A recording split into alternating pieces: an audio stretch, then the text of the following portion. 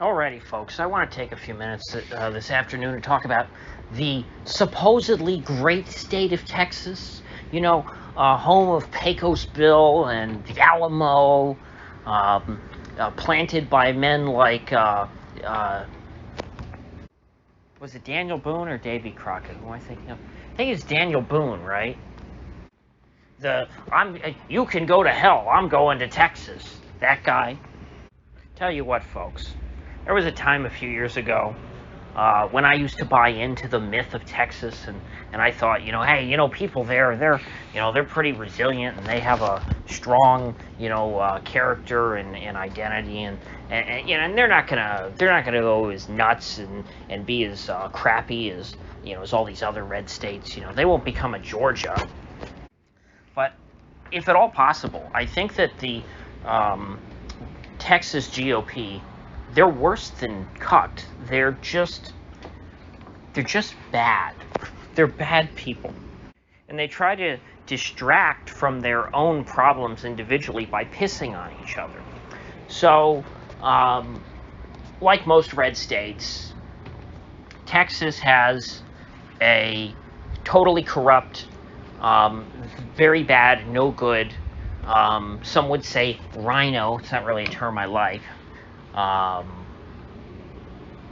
Speaker of the House of Representatives. And the reason I don't like the term rhino is because it means Republican in name only, as if the Republican name means so much. It doesn't. It means very little. So, in fact, the people who are usually called rhinos are the true Republicans. The people who are, who are not called rhinos, I'm putting that in scare quotes, those people are the exceptions to the rule. They are the real rhinos, because sure, they're called Republicans, but they're actually decent human beings. People like Thomas Massey, I think I mentioned recently, Rand Paul. There are some other decent people like this Chip Roy guy in Texas. He's one of the okay Texas Republicans. But then you've got vicious warmongers like Dan Crenshaw, who represent the core of the Republican Party. So, not to get too far off topic, I'm going to try and stay somewhat structured today. The so-called rhino Speaker of the House that they have in Texas, he blocks good bills, he rams through bad bills, exactly what you would expect. He is very much anti-freedom. He's very pro-corporate, whatever they tell him to. He pals around with all the Democrats and goes and gets drunk with them after work and sometimes before work. In fact, he's a bigger drunken fool than Nancy Pelosi. I mean, we all have seen clips of Nancy Pelosi over the years where she's clearly liquored up, and she's slurring her words, and she's at the podium, and she says something, and she thinks that she was totally clear, and none of us have any idea what she just said. She's always a little buzzed, even if just a bit. So anyway, recently, he came out onto the floor of the Texas House, and he was worse than Nancy Pelosi's ever been. It's been a long time, I think, since I've seen a public official who was this drunk on camera in the middle of supposedly doing his job. And there's not a single word coming out of his mouth that's intelligible. He's holding his gavel. He's going, I remember moving on, and then he banged his gavel. And that just went on. And I guess the whole day, he had a little too much to drink before leaving the office, because all of these guys, it's like watching Dallas in the 80s. Every single one of them has a liquor cart in their office, and so they're just sitting there. They got nothing to do all day. It's not like they're reading the bills. So he just sits there and comes into work. It probably crawls home from the bar at 6 a.m. and gets a couple hours shut-eye and shows up for work probably around 10:30, and his session doesn't start till 11, and so he's still drunk from the night before, but to get his head to quit pounding, he just has to down a few more bourbons, and then just as he starts to feel like he's getting his head's coming somewhat back together, the pain is subsiding a bit, he has lost all sense of who he is. That seems to be what happened here in the case of this guy. I don't really remember his name. It's a weird name. It's like Dade Chevalier or something like that. I believe his name was Dade something. Or maybe Dade was his last name and his first name was like Chevron, Chevalier, Chivalry. Maybe I'm the one who's had too much bourbon.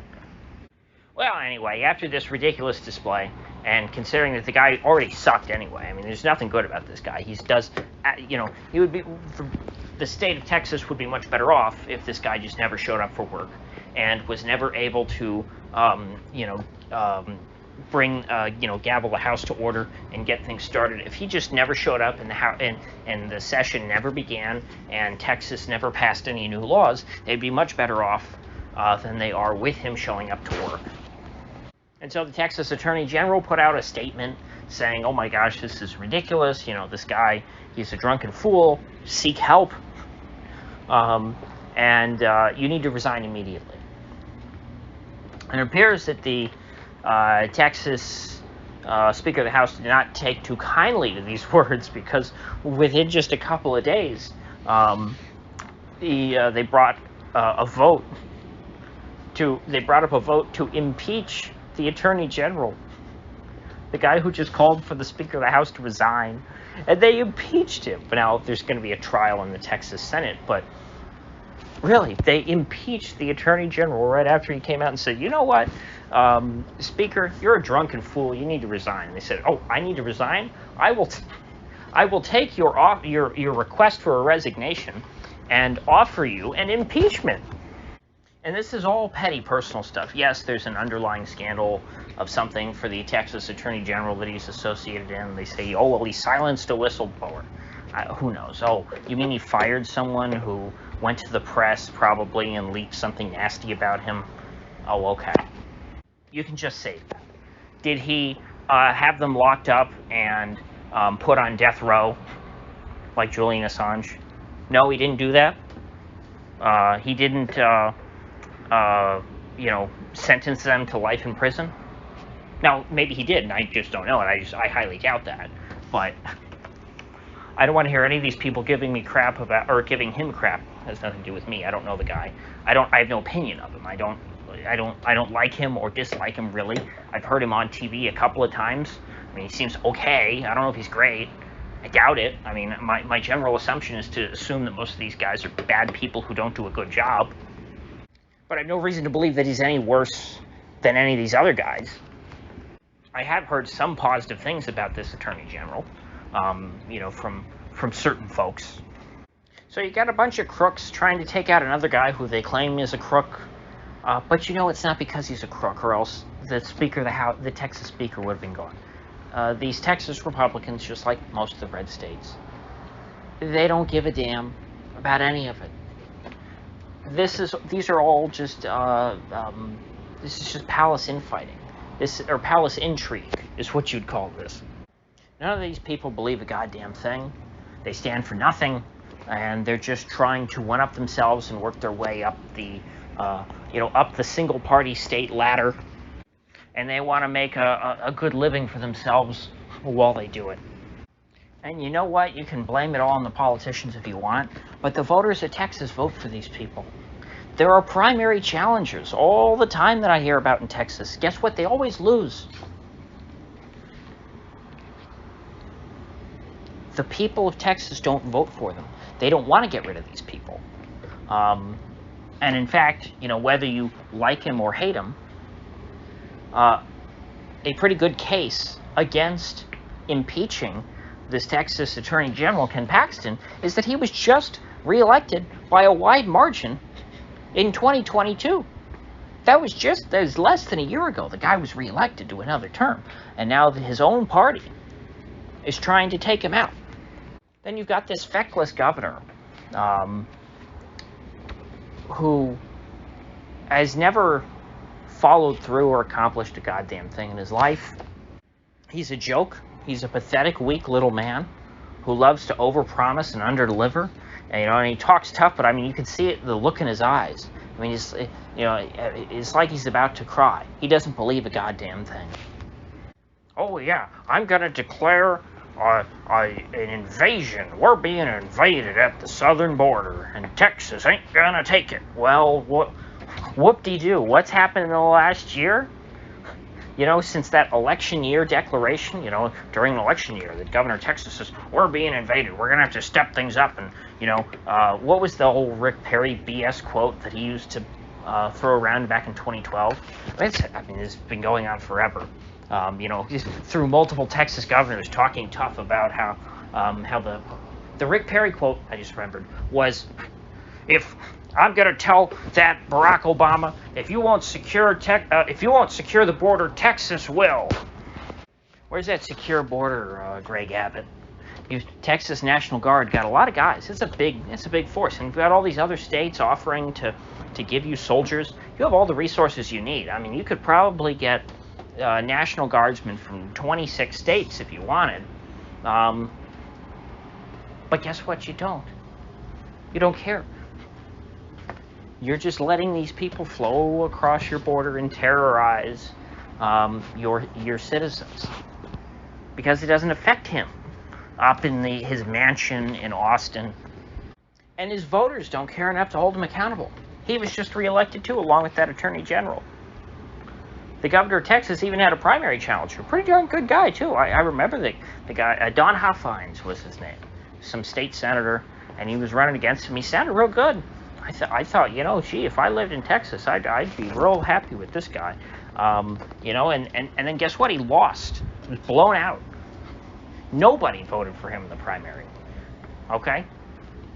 You know why? Because the Texas GOP primary voters, the most engaged, group of people who have the most, because remember, in Texas statewide elections, the Republicans tend to win by a pretty decent margin. So the real election is the primary. That's where you can make an impact. And Greg Abbott's challenger went nowhere.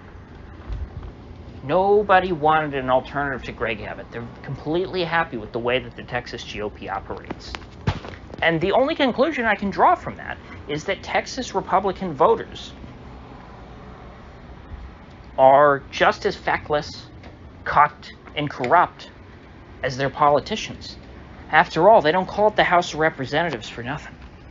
I mean, if you can't even make a decent showing in support of a primary challenger to a feckless governor who's been there forever, who's done nothing as your state is collapsing, as your state is rapidly turning blue, then it's undeniable.